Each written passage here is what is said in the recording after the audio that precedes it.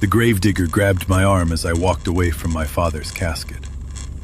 "Sir," his voice was low, urgent. "I need to tell you something." "Not now," I tried to pull away.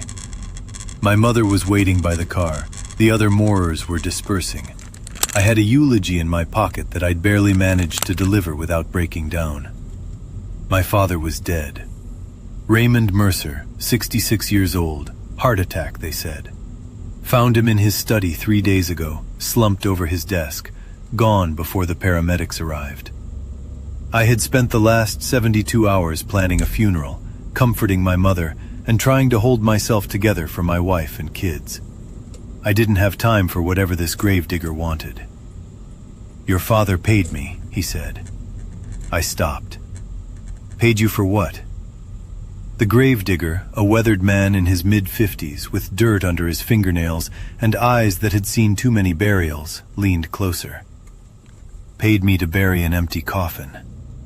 The world tilted. I felt dizzy, unmed, like the ground beneath my feet had suddenly turned to water. "Stop joking. My father is dead." "I saw his body at the viewing. You saw what he wanted you to see. That's insane. There was a viewing. People signed the guest book. My mother kissed his forehead. The gravedigger pressed something into my palm. A key. Small brass with a number stamped into the head. 17. What is this? "Don't go home." His voice dropped to a hiss. "Go to Unit 17. Storage facility on Route 9. Your father left instructions." Instructions? He died of a heart attack 3 days ago. My phone buzzed. A text from Mom. "Come home alone." I stared at the message. Something about it felt wrong. My mother never texted like that. Short, commanding. No greeting. No honey or sweetheart like she always used. The gravedigger saw the screen. His face went pale. "Don't," he said. "Whatever you do, don't go home. Not yet. Go to Unit 17, now." Why? What's going on? Is this some kind of sick joke? Your father said you'd ask questions. Said you were a lawyer, always needing proof. He reached into his pocket and pulled out an envelope yellowed and worn. He gave me this 20 years ago. Told me to give it to you if I ever had to deliver the key. I took the envelope. My name was written on the front in my father's handwriting. 20 years ago. He's been planning this for a long time, son. Whatever's in that storage unit, he wanted you to find it. And whatever that text message means. He nodded at my phone. Your father was afraid of it. Afraid enough to fake his own death. He turned and walked away, disappearing between the headstones. I stood alone at my father's grave, holding a key in one hand and an envelope in the other. The coffin behind me was empty. My mother's text glowed on my phone, and nothing in my life made sense anymore. I didn't go home. I don't know why. Instinct, maybe. The look on the gravedigger's face. The wrongness of my mother's message. Or maybe it was the envelope. I opened it in my car, parked at the edge of the cemetery, hands trembling so badly I could barely tear the seal.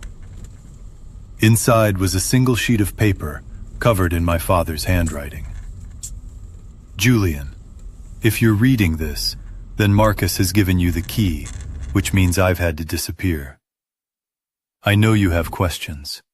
I know you're confused, angry, probably convinced this is some kind of elaborate prank. It's not. Everything I'm about to tell you is true, and I'm sorry. Sorrier than you'll ever know that I've had to keep it from you for so long. Go to Unit 17, Route 9 storage. The key will open the door. Inside, you'll find everything you need to understand. But Julian, and this is the most important part, do not go home. Not until you've been to the unit. Not until you understand what's happening. If you've received a message from your mother asking you to come home, especially if it sounds wrong or out of character, do not go. They have her. They're using her to get to you. I will explain everything, I promise. Trust no one except the woman at the storage facility. Her name is Patricia. She's expecting you. I love you, son. I've always loved you. And everything I've done, everything, has been to protect you and your family. Go to Unit 17 now. That I read the letter 3 times. Then I started my car and drove to Route 9. Route 9. Storage was a sprawling complex on the outskirts of town. Rows of corrugated metal units, security cameras, a chain-link fence with barbed wire on top. At the front office, a woman was waiting. Julian Mercer. She was in her late 40s, professional, with sharp eyes and a posture that suggested military or law enforcement. She was wearing civilian clothes, but something about her screamed federal agent. Patricia. Agent Patricia Holloway, FBI. She flashed a badge, then pocketed it just as quickly. Your father said you'd come. Follow me. Wait, FBI? What does the FBI have to do with my father? Everything will be explained, but not here. She glanced at the security cameras. We're being watched. We need to move. She led me through the maze of storage units, past numbers 1 through 16, until we reached a unit at the very back of the complex. Unit 17. Use the key, Patricia said. I inserted the brass key into the padlock. It turned smoothly. The lock clicked open. I lifted the rolling door, and my father stood up from a chair inside. Julian! He looked older than he had at the viewing, more tired, but alive. Unmistakably, impossibly alive. Dad, I know this is a lot, but I need you to come inside and close the door now, before anyone sees. I stumbled into the unit. Patricia followed, pulling the door down behind us. The space was larger than I expected. Not a typical storage unit. This was a fully equipped safe house. A cot in one corner, a small refrigerator, computer monitors showing security feeds from multiple locations, a wall covered with photographs, documents, maps, red string connecting different points like something out of a conspiracy thriller. And in the center of it all, my father, Raymond Mercer, the man I had buried an hour ago. How? It was the only word I could manage. Sit down, son. He gestured to a folding chair. This is going to take a while. I sat. My legs wouldn't have held me anyway. The body at the viewing, whose was it? A cadaver from a medical school. Same height, same build. The funeral home was compensated to not ask questions. He paused. I've been planning this for months, Julian. Ever since I found out Victor Crane was getting out of prison. Victor Crane? Who is Victor Crane?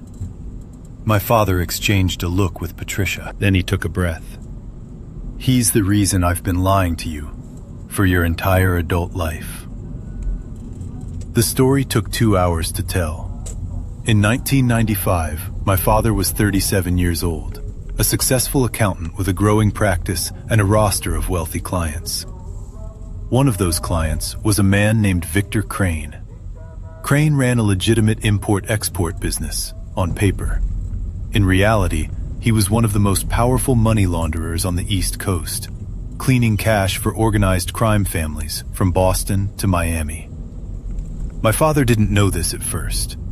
He just saw the numbers, the deposits, the transfers, the shell companies. It took him 6 months to realize what was happening. By then, he was in too deep. I could have walked away, he said. Could have pretended I didn't see anything. That's what most people would have done. But you didn't. No, I went to the FBI. He nodded at Patricia. She was my handler, 28 years old, just made agent. They assigned her to me because no one thought the case would go anywhere. It went somewhere, Patricia said.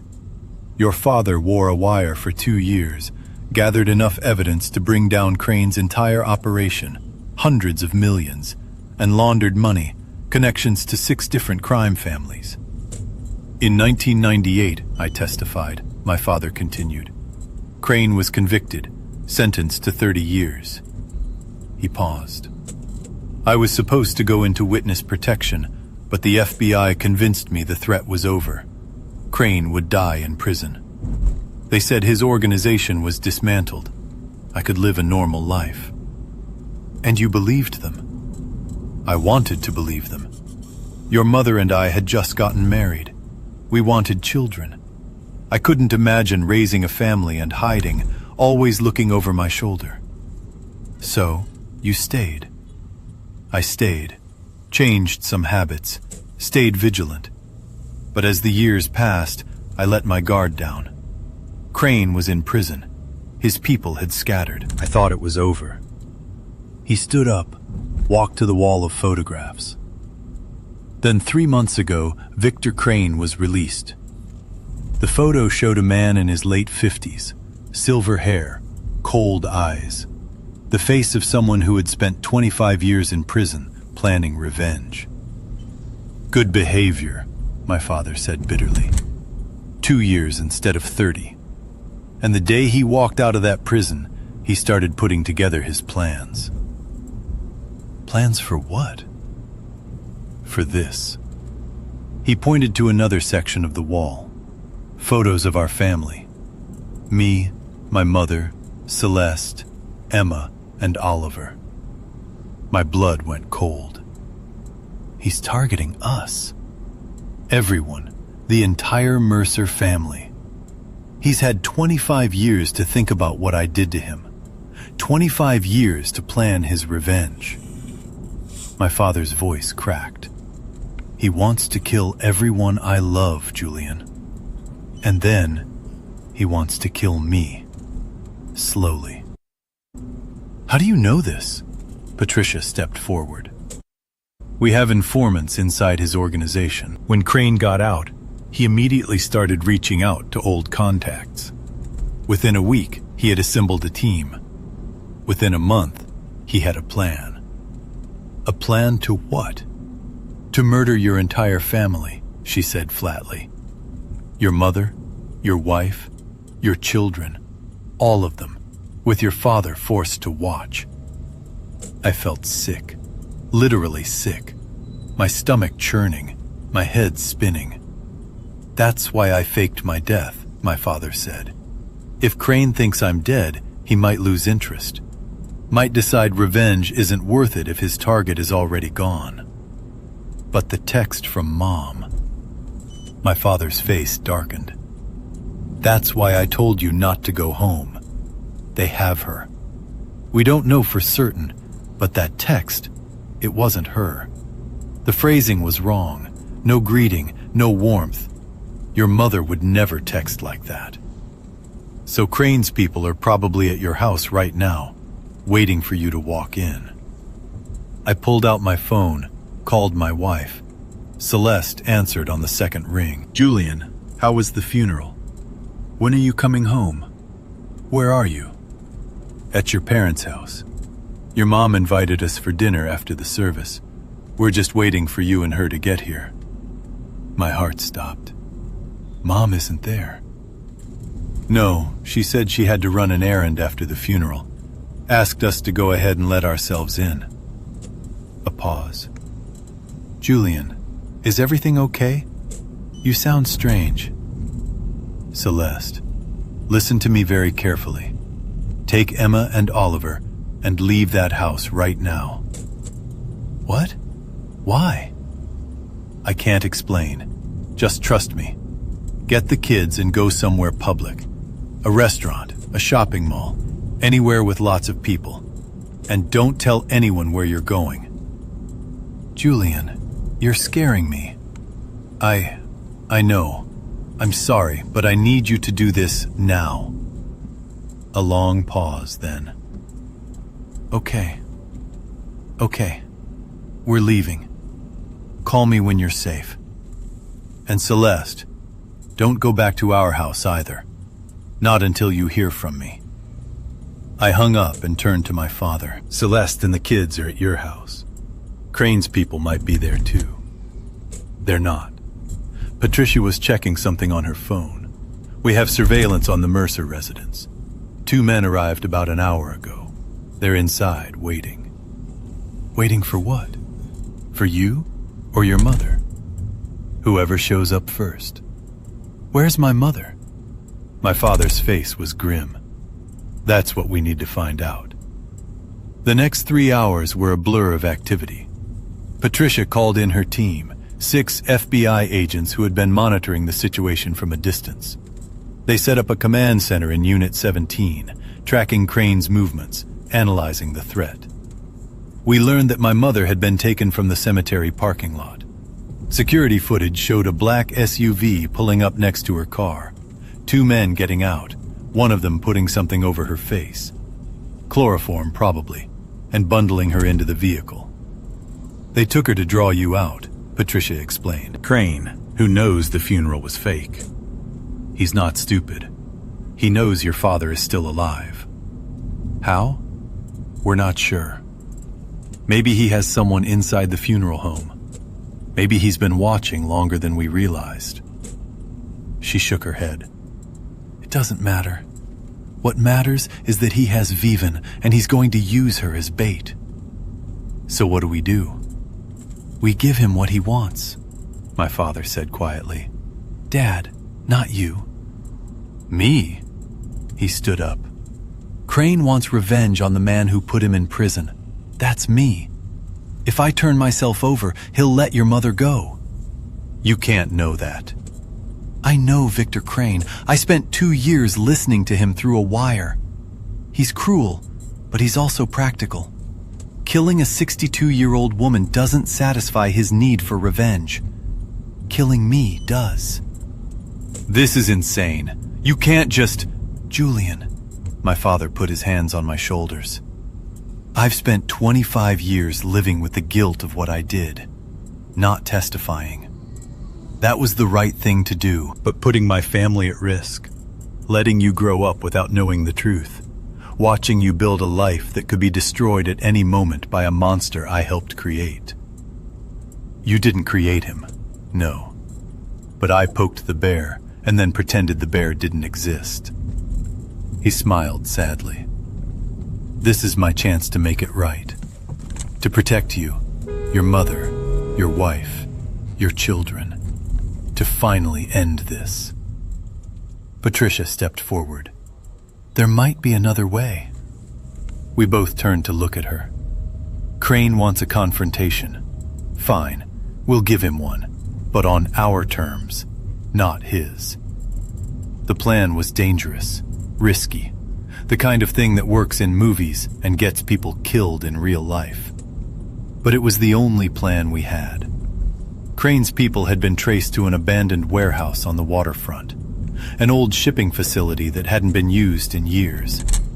Perfect for a man who wanted privacy for his revenge. My father would go in first, offer himself in exchange for my mother, keep Crane talking while the FBI moved into position. Then, at the right moment, the agents would breach the building, arrest Crane and his men, rescue my mother. What's my role? I asked. You stay here, Patricia said, with the command team monitoring communications. No, Julian, that's my mother in there. My father is risking his life. I'm not sitting in a storage unit watching it happen on a screen. Patricia looked at my father. He looked at me. He's stubborn, my father said. Gets it from his mother. I can handle myself. I'm not a child.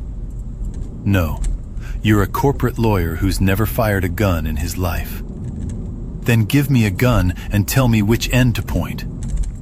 My father smiled. For the first time since I'd entered Unit 17, he looked like the man I remembered. Proud, fierce, unafraid. Fine, but you do exactly what I say. And if things go wrong, you run. You don't look back. You get your wife and kids, and you disappear. Dad, promise me, Julian. I wanted to argue, wanted to tell him that I wouldn't abandon him no matter what.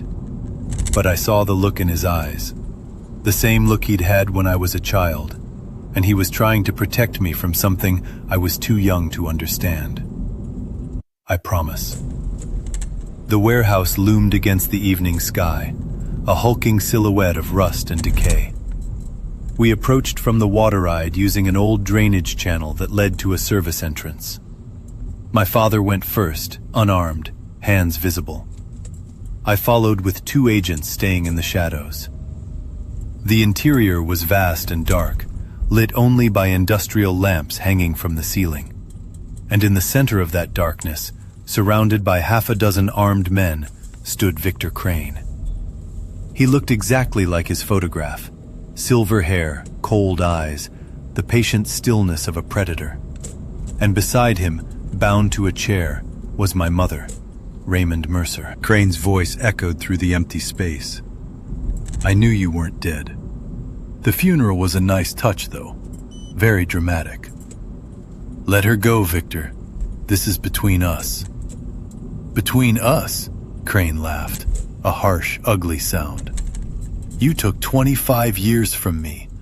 25 years in a concrete box, thinking about everything you stole from me. My business, my reputation, my life. He stepped closer to my mother. You think I'm just going to let you walk in here and negotiate? I'm not negotiating. I'm offering you what you want. Me? Take me and let my family go. Your family? Crane's eyes swept the warehouse. Your son is here too, isn't he? Hiding somewhere in the shadows. I can smell his fear. My blood went cold. He's not here. I came alone. Don't lie to me, Raymond. I've had 25 years to learn patience. I can wait all night. He pulled out a gun and pressed it to my mother's temple. Or I can start shooting and see who comes running. Stop! The word tore out of me before I could think. I stepped out of the shadows, hands raised. I'm here. Don't hurt her. Crane smiled. There he is, Julian Mercer, the son, the legacy. He gestured to his men. Bring him to me. 2 of Crane's thugs grabbed my arms, dragged me to the center of the warehouse. I was thrown to my knees next to my father. Now this is better, Crane said. The whole family, together, almost. Celeste and the children are long gone, my father said. You'll never find them. I found you, didn't I? I found your wife, Crane shrugged. I'll find them eventually. But first, he raised his gun. First, I'm going to make you watch your son die, the way I watched my empire die. Piece by piece, person by person. Victor, wait! No more waiting. Crane aimed the gun at my head. 25 years is long enough. I closed my eyes, thought of Celeste, Emma, Oliver. I'm sorry, I thought. I'm so sorry. The gunshot was deafening, but I didn't die. I opened my eyes to chaos. FBI agents pouring through every entrance, flashlights cutting through the darkness, voices shouting commands. Crane's men were scrambling, some trying to fight, others trying to flee. And Crane himself was on the ground, clutching his shoulder, the gun knocked from his hand. Patricia stood over him, her weapon still smoking. Victor Crane, you're under arrest. My father was already at my mother's side, cutting her bonds, pulling her into his arms. Vivian, are you okay? She was crying, shaking, but nodding. I'm okay, Raymond. You're alive. I'm alive. We're all alive. I knelt beside them, wrapping my arms around both of them. My parents, alive, together.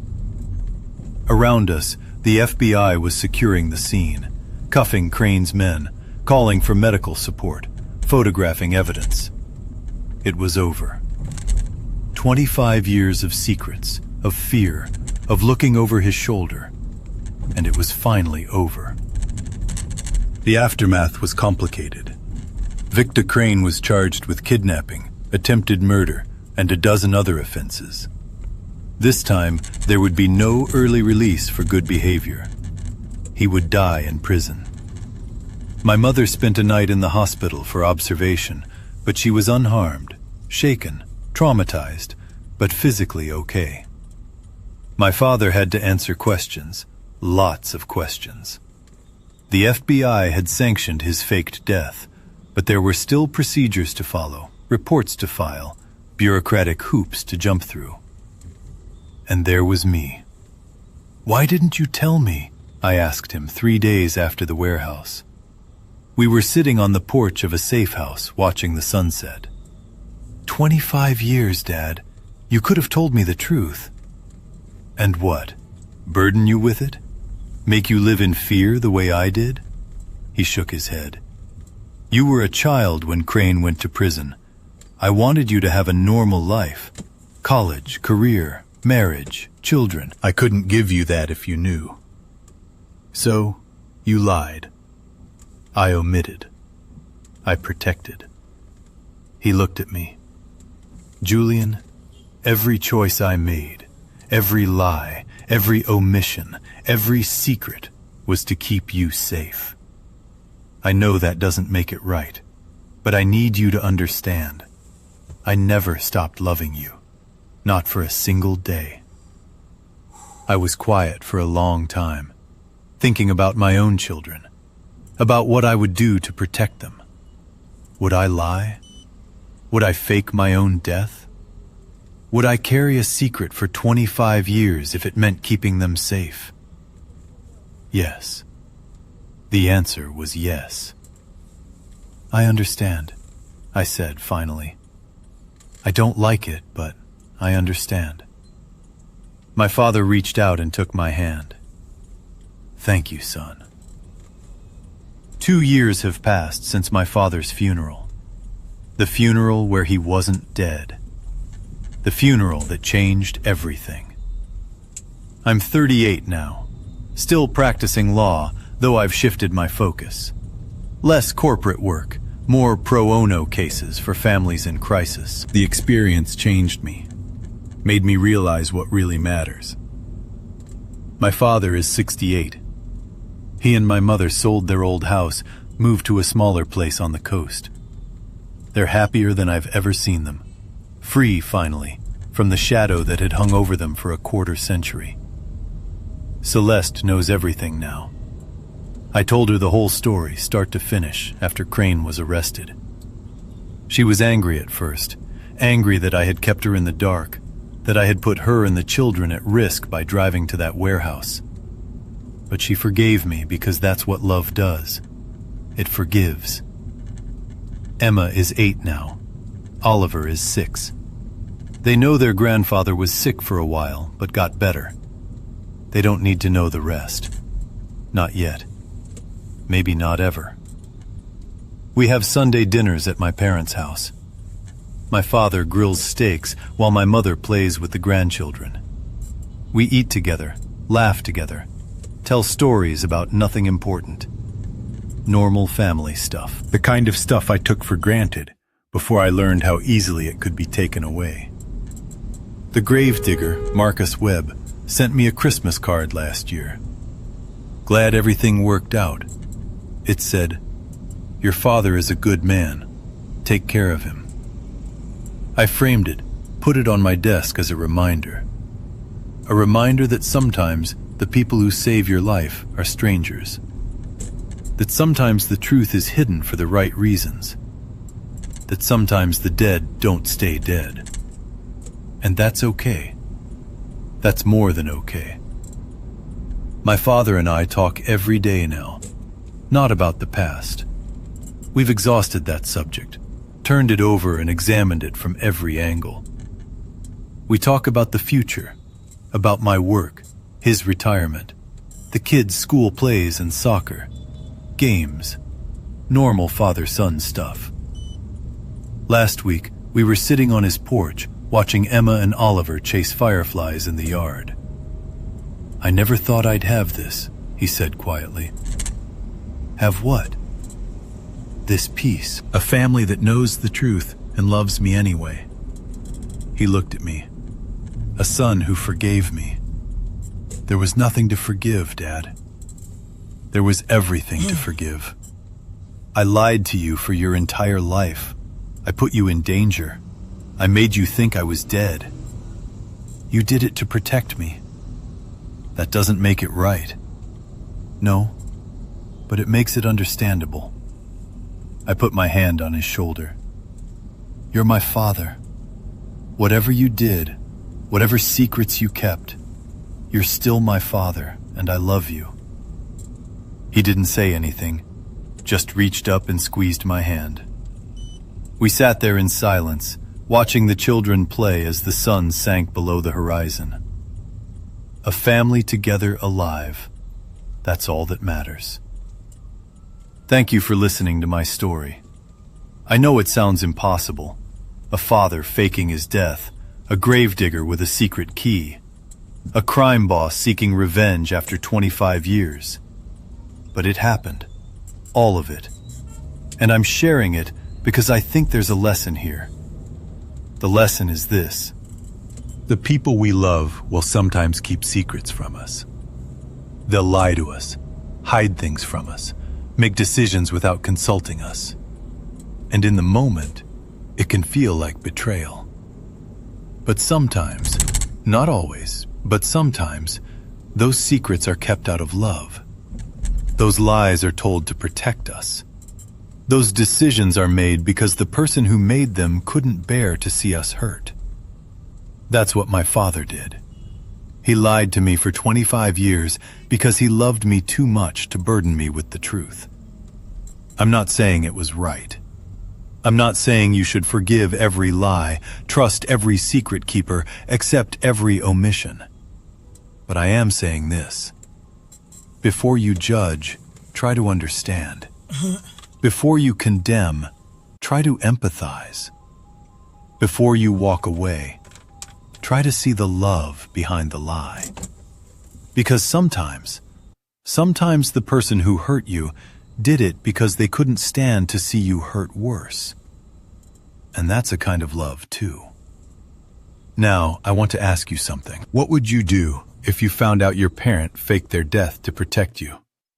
Would you be angry or grateful? Would you forgive them or never trust them again? Drop your answer in the comments. I read every single one. If this story moved you, hit that like button, share it with someone who needs to hear it today. Comment your thoughts below and subscribe to the channel so you never miss another story. I'll see you in the next one. It's Sunday morning now. The kids are still asleep. Celeste is making coffee. My phone buzzes with a text from my father. Coming over for breakfast, bringing Mom's famous pancakes. I smile. Text back. Doors open. An hour later, we're all sitting around the kitchen table. 3 generations. Pancakes and syrup and laughter and love. My father catches my eye across the table. Winks. "Not bad for a dead man," he whispers. I laugh. We all laugh. And life, beautiful, complicated, miraculous life, continues.